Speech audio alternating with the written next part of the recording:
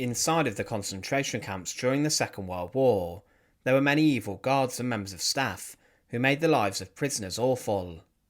After the war had come to an end, there were a number of war crimes trials, but only a small amount of war criminals were ever brought to justice. A number were executed for their crimes against humanity, but more were given prison sentences, and still today there are some trials taking place with former guards in their late 90s. But there was one woman who was married to a Commandant of Buchenwald, a camp where thousands of people were subject to horrific punishment and conditions. Ilse Koch is remembered as the Witch of Buchenwald for her horrific treatment of people at the camp her husband oversaw, and she was regarded as a concentration camp murderess. But what made her legacy so evil? Join us today as we look at the disgusting crimes of Ilse Koch, the Witch of Buchenwald. Remember to support our channel. Please make sure to subscribe. But before we begin, a short message from today's video sponsor. Babbel is the world's #1 language learning app. Something that always comes up in my comments section on my videos is my pronunciation of German terms, and as a Second World War channel, I'm always trying to work on my German speaking. I also cannot wait to be out filming in Europe soon, and in Germany in particular, in a few months, and for my trip it's vital that I become competent in the language.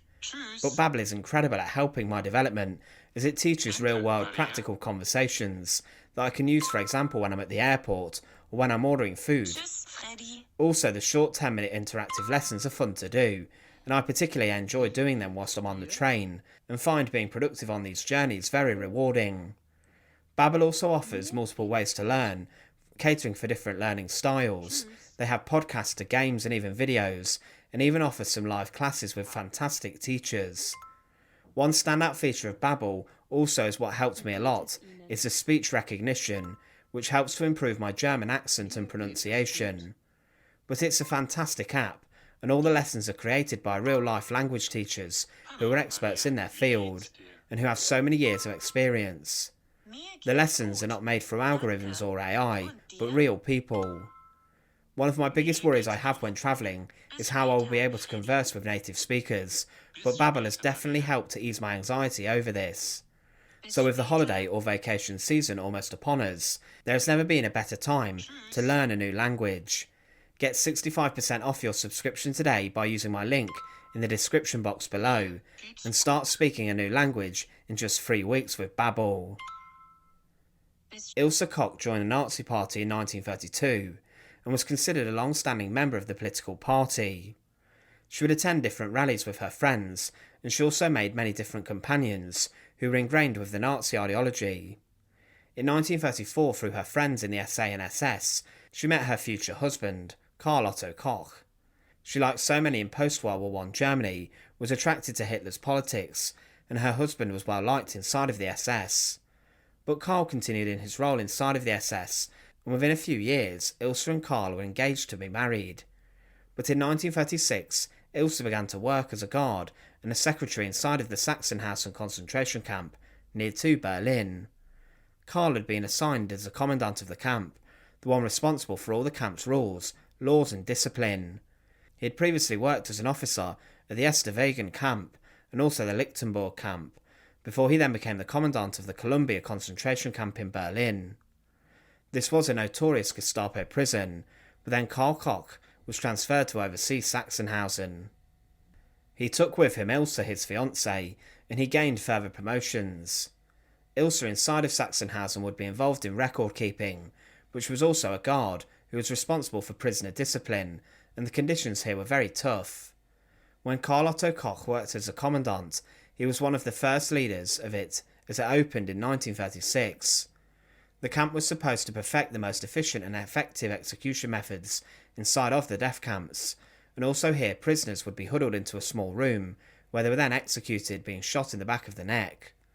Despite being only at Sachsenhausen a few months, Ilse would marry Karl during this time, and she and her husband were complicit in the killings there, and also the violent regime that was instilled.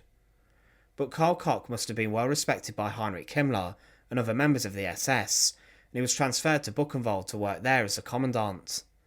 Buchenwald was established in July 1937, and it was one of the largest concentration camps established inside of Germany, and during its time in operation, 280,000 prisoners would pass through the barbed wire fences, but over 55,000 prisoners were killed there. Prisoners came into Buchenwald from all over Europe, and as the Second World War spread to different areas, such as the Soviet Union, many more prisoners arrived. All of them were forced to work hard inside of the armaments factories and other industries at Buchenwald. Karl-Otto Koch would spend a large amount of his time as commandant, being in the position from the camp's opening on the 1st of August 1937 until July 1941. Ilse Koch would regularly contribute to the brutality and horror of the camp, and after marrying her husband, she was involved in a number of despicable actions.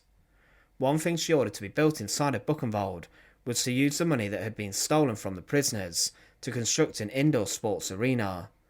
This cost around today $1 million and was funded by stolen wealth from the prisoners. Technically, Ilse Koch was also stealing from the pockets of the Nazis and Hitler, and this would catch up with her. She would ride her horses in the arena and would taunt the prisoners until they looked at her, but then she would beat them with a horsewhip. She would also take part in selections, when doctors and other staff would select prisoners to go to their deaths inside the gas chambers. Ilse Koch did do this, and she also allegedly took great enjoyment out of sending children to their deaths. This meant that she was complicit in the mass murder of the camp. She was playing the role of executioner, but one of the most sadistic crimes she was involved in was creating horrifying trophies from the skin of the prisoners. She would parade around Buchenwald on the back of a horse, and she tried to find prisoners who had distinct and different tattoos. Ilse, once these were found, would then order them to be killed, and they were sent to the gas chambers for this. After this, doctors would take the tattooed skin off the victim, then these were taken to be crafted into lampshades and other objects. Ilse Koch also collected internal organs of patients and prisoners, and she was a terrible war criminal. She was also known for having a number of affairs at Buchenwald with other men, and she was also accused of murdering prisoners. But things would catch up with Ilse Koch, as she and her husband were arrested by the SS and were accused of private enrichment, embezzlement and murder of the prisoners to prevent them testifying against the couple. Much of this revolved around the couple's theft of the money that had been taken from the prisoners.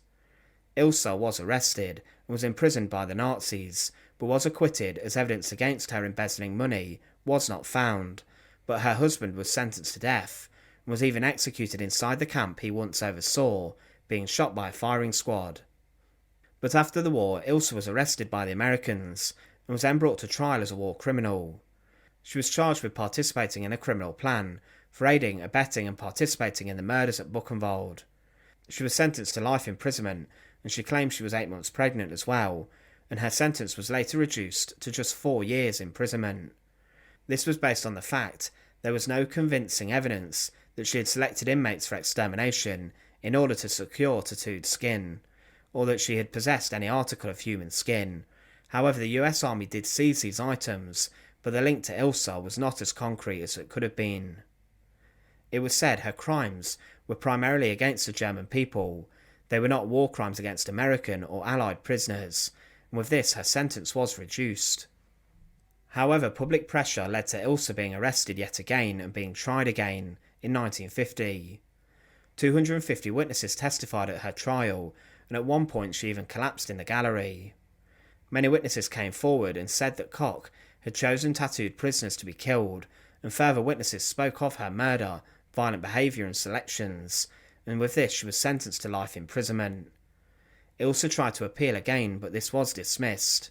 She remained in prison until the 1st of September 1967, when at the age of 60 she took her own life inside of her cell. In her final months she had experienced delusions and began to be convinced that concentration camp prisoners would kill her and attack her. Ilse Koch is remembered today as one of the worst war criminals of the Second World War. Her legacy is as the evil wife of one of the commandants of the concentration camps, who inflicted such pain and suffering. But despite not being in control herself, she took the power into her own hands and helped to instigate a violent regime. She is remembered today as a Witch of Buchenwald, who enjoyed causing much suffering. Thanks for watching. To support our channel, please make sure to subscribe, and once again, thank you so much for watching.